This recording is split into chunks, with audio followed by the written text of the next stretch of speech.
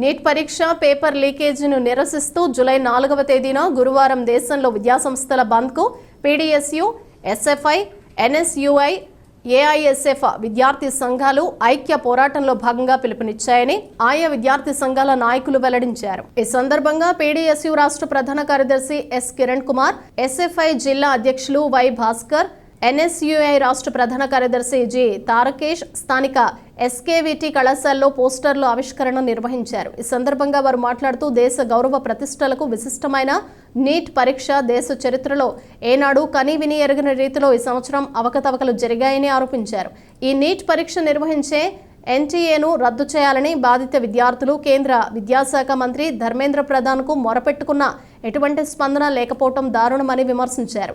కేంద్ర విద్యాశాఖ మంత్రి ఎన్టీఏను పునరుద్ధరించవలసిన అవసరం ఉందన్నారు. కేంద్ర విద్యాశాఖ మంత్రి ధర్మేంద్ర ప్రధాన్ రాజీనామా చేయాలని, నూతన విద్యా విధానం పేరిట దేశవ్యాప్తంగా పాఠశాలల మూసివేత ఆపాలని డిమాండ్ చేస్తూ గురువారం జరిగే బంద్ జయప్రదం చేయాలని కోరారు.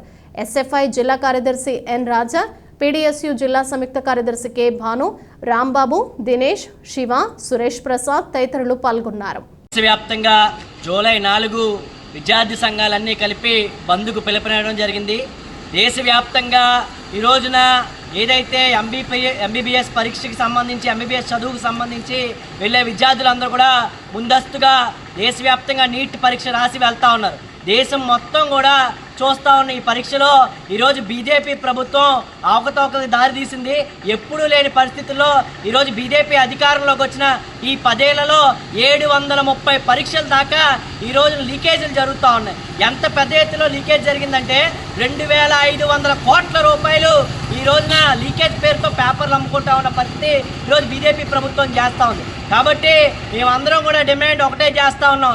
ఈరోజు ఏదైతే పేపర్ లీకేజీలు పాల్పడిన ఈ మంత్రులు ఎవరైతే ఉన్నారో, ఈ బీజేపీ అధికారులు ఎవరైతే ఉన్నారో వాళ్ళందరి మీద కఠినంగా చర్యలు తీసుకోవాలి. ఏదైతే కేంద్ర విద్యాశాఖ మంత్రి రాజీనామా చేయాలి. దాంతోపాటు నేషనల్ టెస్టింగ్ ఏజెన్సీ దీని బాధ్యత వహించాలి. ఈరోజు ఎవరైతే నష్టపోయిన విద్యార్థులు ఉన్నారో వాళ్ళందరికీ కూడా పరిహారం చూపించాలని చెప్పి ఈ పరీక్షను రద్దు చేయాలని చెప్పి మేము డిమాండ్ చేస్తా ఉన్నాం. ఈరోజేమో గ్రేస్ మార్కులు కలిపామని చెప్పి దుర్మార్గంగా మాట్లాడుతూ ఉన్నారు. గ్రేస్ మార్కులు అనేవి ఎన్టీఏ ఏజెన్సీలో కలపడానికి అనేది హక్కు లేదని చెప్పేసి చెప్తా ఉన్నాం. ఇప్పటికే దక్షిణాది రాష్ట్రాల్లో ఆ భాషలకి, ప్రాంతీయ భాషలకి వాల్యుయేషన్ లేకుండా ఈరోజు స్వతంత్రంగా కేంద్రీయ విద్యా వ్యవస్థను ఈరోజు నడిపిస్తూ ఉన్నారు దేశవ్యాప్తంగా.